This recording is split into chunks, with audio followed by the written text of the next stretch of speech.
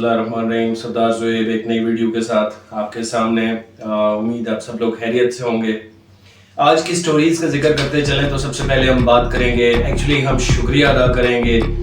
तमाम हिंदुस्तान का, तमाम के तमाम इंडिया का। हम आज शुक्रिया अदा करना चाहते हैं। वो कैसे अदा करना चाहते हैं इंशाल्लाह आपको पहली स्टोरी में इंशाल्लाह इसका एक्सप्लेन करेंगे। और इंशाल्लाह हम बात करेंगे कि फितनतुल हिंदुस्तान के ख़िलाफ़ एक ऑपरेशन जो कि स्टार्ट कर दिया गया बलूचिस्तान में, और ये ऑपरेशन जो है ये BLA के ख़िलाफ़ है। और इसमें इसको एक हॉट स्टेट पहले भी हमने डिक्लेयर किया था, और ये जो हिंदुस्तान का एक जो जड़ है, एक फितना है, इंशाल्लाह उसके ख़िलाफ़ जो ऑपरेशन है उस बारे में भी बात करेंगे। करण थापुर का एक प्रोग्राम है यूट्यूब पे, वो एक प्रोग्राम करते हैं, उसमें उनका एक प्रोग्राम था। करण थापर के बारे में मैं आपको बताता चलूँ कि वो एक बड़े क्रेडिबल सहाफ़ी हैं इंडिया में। परवीन सहाय के साथ उनका एक इंटरव्यू था, एक पॉडकास्ट कह लें, एक पॉडकास्ट थी। उस सिलसिले में जो वहाँ बातें की गई वो भी आपके साथ शेयर करेंगे।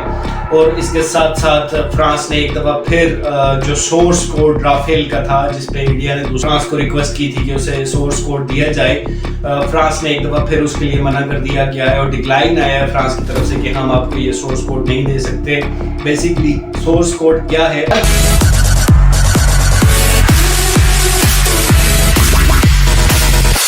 पहली और इम्पोर्टेंट बात जो आपके सामने रखते चलें कि मैं शुक्रिया अदा करता हूँ पूरे पाकिस्तानी कौम की तरफ से, इंडिया का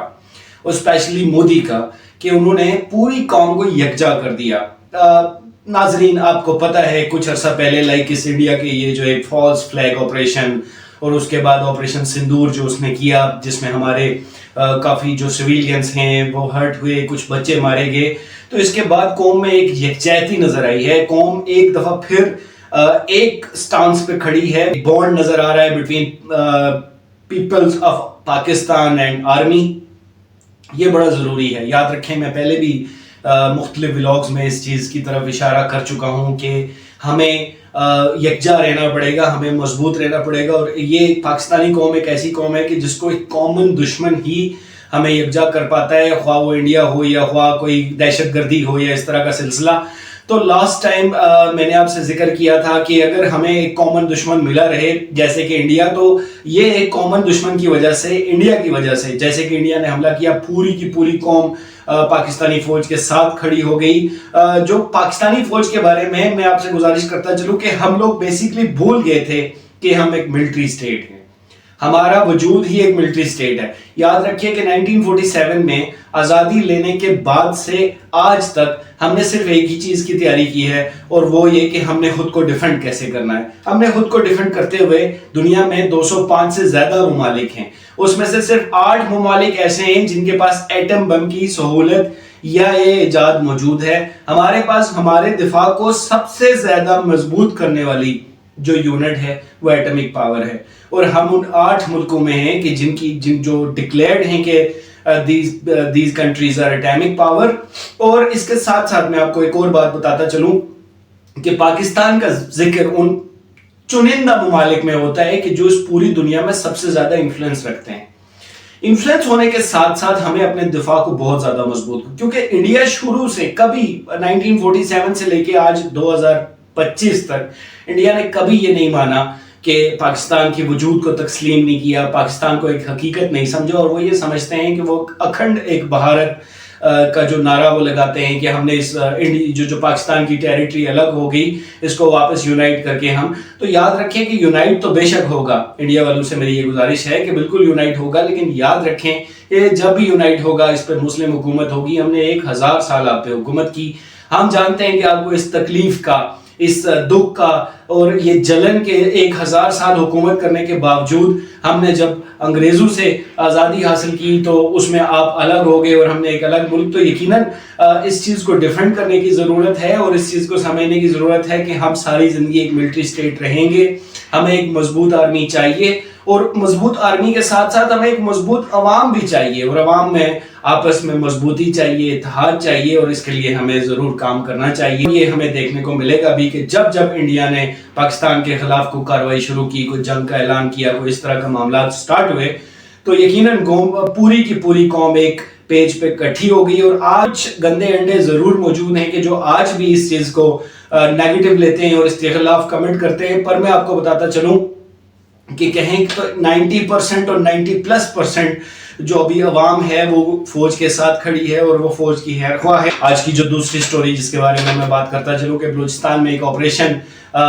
स्टार्ट कर लिया गया है। कल शाम से उस ऑपरेशन का आगाज कर दिया गया था, जो कि BLA के खिलाफ और BLF के खिलाफ जो ऑपरेशन स्टार्ट किया गया है। 2 या 3 दिन पहले बच्चों की एक बस थी वहां खुजदार में, शायद वहां उस पर हमला कर दिया गया था, जिसमें 4 से 5 बच्चों की हलाकत का पता लगा, और वो ड्राइवर वगैरह भी, तो उसमें 4 से 5 जाने गई हैं जिसमें ज्यादातर बच्चे थे।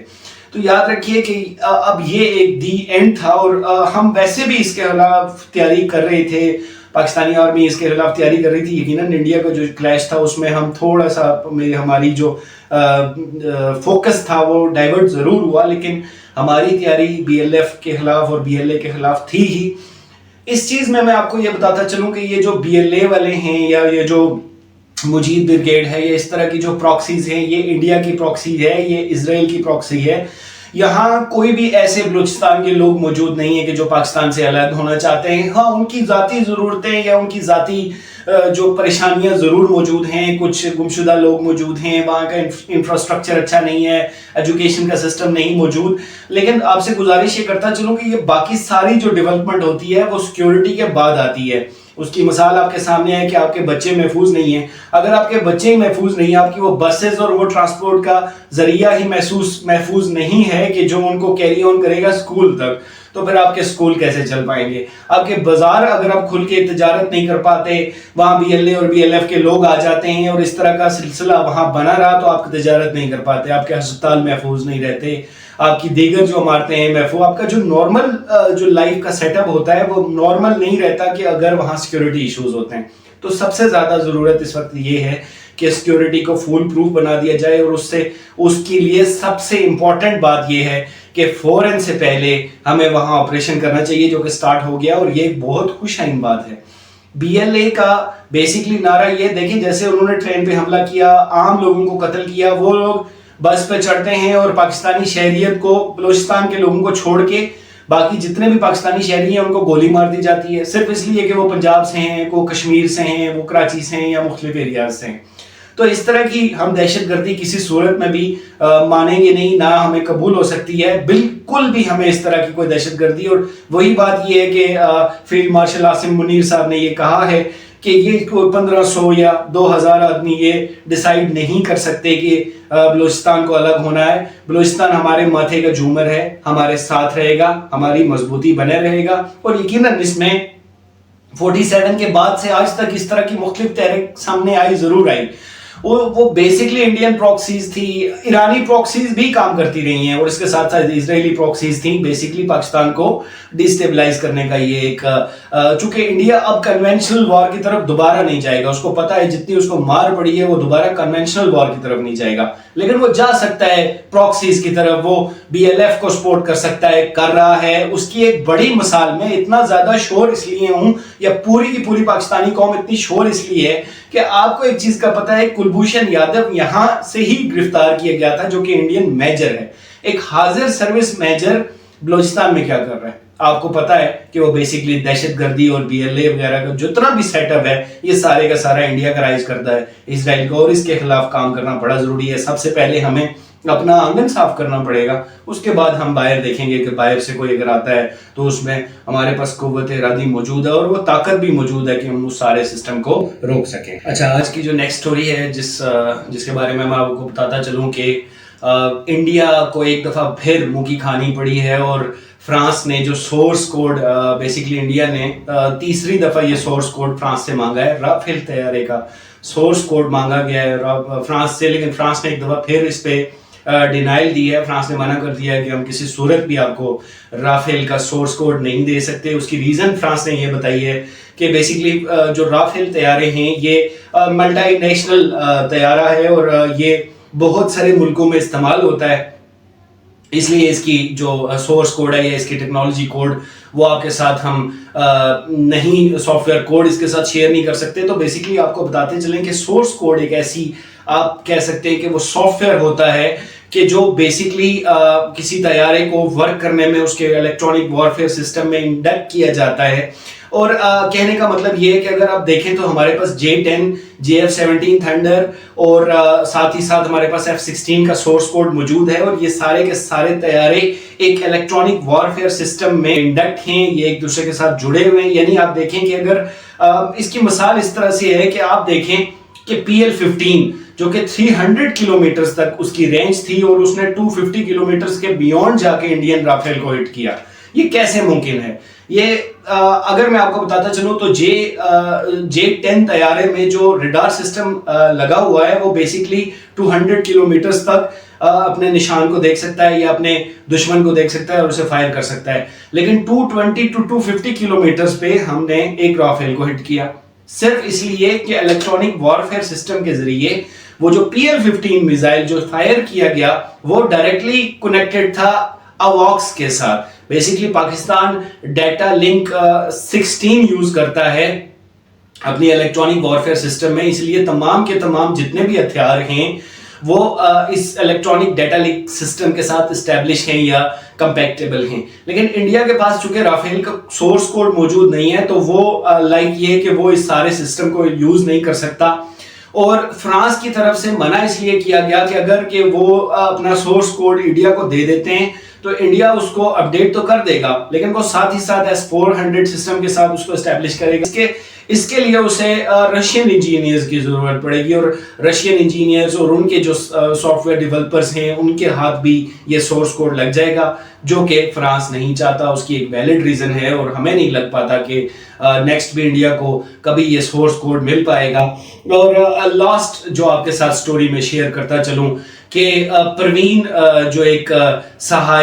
سہائے جو ایک انڈین صحافی ہیں, انہوں نے ایک بڑی انٹرسٹنگ بات کی کرن تھاپر کے پروگرام میں. کرن تھاپر کے بارے میں آپ کو بتاتا چلوں کہ یہ وہ صحافی ہیں, کافی کریڈیبل صحافی ہیں, جنہوں نے مودی کو بھگا دیا تھا اپنے انٹرویو میں جب وہ وزیر اعلیٰ تھے. تو ہم نے پاکستان پہ اٹیک کیا یا وہاں اگر لیٹس سے کہ سو کالڈ اگر ہم وہاں دیکھتے ہیں تو ملٹری جو ان کے دہشت گردوں کے ٹھکانے تھے وہاں حملہ کیا, لیکن وہ بیسکلی مسجدیں تھیں, ہمارے عام لوگ وہاں مارے گئے, نمازی مارے گئے, جو لوگ وہاں تہجد وغیرہ ادا کر رہے تھے اور اس کے قرب و جوار میں جو فیملیز وہاں رہتی تھیں وہ لوگ مارے گئے. تو کرن تھاپر کا بیسکلی یہ کلیم ہے کہ اب پاکستان کے پاس یہ لاجک یا یہ حق موجود ہے کہ وہ انڈیا میں حملہ کرے. دیکھیں پاکستان میں بھی انڈین کی پراکسیز موجود ہیں, بلوچستان میں, BLA میں, تو ہم ان کی کمیونیکیشنز کو ہیک کر کے اس جگہ تک پہنچ سکتے ہیں کہ جہاں سے انڈیا سے ان کو ہدایت دی جا رہی ہے یا لیٹ سے وہاں سے اسلحہ پرووائڈ کیا جا رہا ہے یا وہاں سے جو ڈائریکشنز آ رہی ہیں تو اس کو ہٹ کیا جا سکتا ہے پاکستان کی طرف سے. اور یقیناً ہم یہ حق محفوظ رکھتے ہیں کہ اگر انڈیا جو کہ انڈیا میں وہ ایک بہتان تراشی کرتا ہے کہ پاکستان نے دہشت گردوں کو ٹریننگ سینٹرز یہاں موجود ہیں ان کو تیار کیا یا وہاں بھیجا, تو یقیناً جو انڈیا والے بلوچستان میں BLA کو سپورٹ کر رہے ہیں یا اور کسی بھی دہشت گرد جماعت کو جو پاکستان میں دہشت گردی کر رہی ہے سپورٹ کر رہے ہیں, تو ہم اس سورس کو بھیٹ کر سکتے ہیں. تو یقیناً مختلف حالات میں, اور ان کا یہ بھی کہنا تھا کہ یقیناً پاکستان حملہ کرے گا, ان کا کہنا یہ تھا کہ پاکستان کے پاس یہ حق بھی محفوظ ہے اور پاکستان حملہ کرے گا بھی, اور اس سلسلے میں واپس ریٹیلیشن دیکھنے کو ملے گا, اور کوئی 8 سے 10 مہینے کا سارا سنیریو اس نے بتایا ہے. زیادہ باتوں پہ تو میں اس کے ساتھ ایگری نہیں کرتا, لیکن اس بات پہ ضرور ایگری کرتا ہوں کہ پاکستان کو یقیناً دیکھنا چاہیے کہ کہاں کہاں انڈیا کی طرف سے کس کس جگہ سے کون سی ملٹری فیسلٹیز سے یا را انٹیلیجنس کے جو اسپیسیفک ہیڈ کوارٹرز ہیں وہاں سے اگر ڈائریکشنز دی جا رہی ہیں BLA کو, یا وہاں سے اگر کوئی کمیونیکیشن کا نظام ہے تو وہاں ہٹ کیا جا سکتا ہے اور کرنا بھی چاہیے, کیونکہ اگر وہ کر سکتے ہیں تو ہم کیوں نہیں. اس سلسلے میں جو بھی ڈیٹیلز ہوں گی میں آپ کے ساتھ شیئر کروں گا. آپریشن سٹارٹ ہے, ابھی تک ہمیں کوئی یہ پتہ چلا کہ 8 سے 10 دہشت گردوں کو جو BLA کے دہشت گرد ہیں ان کو ہلاک کر دیا گیا, اور یہ مزید سختی کے ساتھ آگے جائے گا انشاءاللہ. پاکستانی فورسز اس سارے ایریے کو بالکل کارڈن آف کیا ہوا ہے انہوں نے, اور بالکل وائٹ واش کر کے چھوڑیں گی. میں آپ کو بتاتا چلوں یہ بڑا مختلف آپریشن دیکھنے کو ملا ہے, اس میں ہم کسی کو پکڑیں گے نہیں, ڈائریکٹ جہنم میں بھیجیں گے, اور جو اس اسٹیٹ کے خلاف کھڑا ہوگا یقیناً اس کو ریٹیلیشن دیکھنے کو ملے گی. اور لاسٹ میں آپ سے یہ گزارش کرتا چلوں کہ اس چینل کو سبسکرائب کریں, شیئر بھی کریں اور ساتھ میں لائک بھی کریں, کیونکہ اگر آپ ہمیں سپورٹ کریں گے تو یہ آواز مختلف لوگوں تک جا پائے گی. اور یقیناً ہم بات کرتے ہیں مضبوطی کی, استحکام کی, ہم بات کرتے ہیں بھائی چارے کی, اور یقیناً یہ آواز دور تک جانی بھی چاہیے. بہت شکریہ. اللہ حافظ. پاکستان ہمیشہ زندہ باد.